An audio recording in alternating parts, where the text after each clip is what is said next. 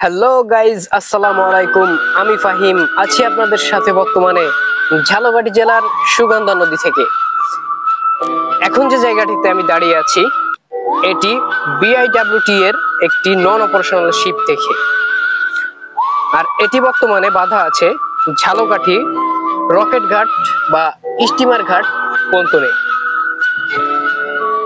আমার পেছনে যে জায়গাটিতে দেখতে পাচ্ছেন, তো আমি তো ক্যামেরার পেছনে, আমার সামনে যে জায়গাটি দেখতে পাচ্ছেন এটি হলো ঝালকাঠি লঞ্চ ঘাট। এখান থেকে প্রতিদিন সন্ধ্যা 6টার সময় ঢাকার উদ্দেশ্যে একটি করে লঞ্চ ছেড়ে যায়। আজকে দেখতে পাচ্ছেন ফারহান সাত সন্ধ্যা 6টার সময় ঢাকার উদ্দেশ্যে ঝালকাঠি থেকে ছেড়ে যাবে।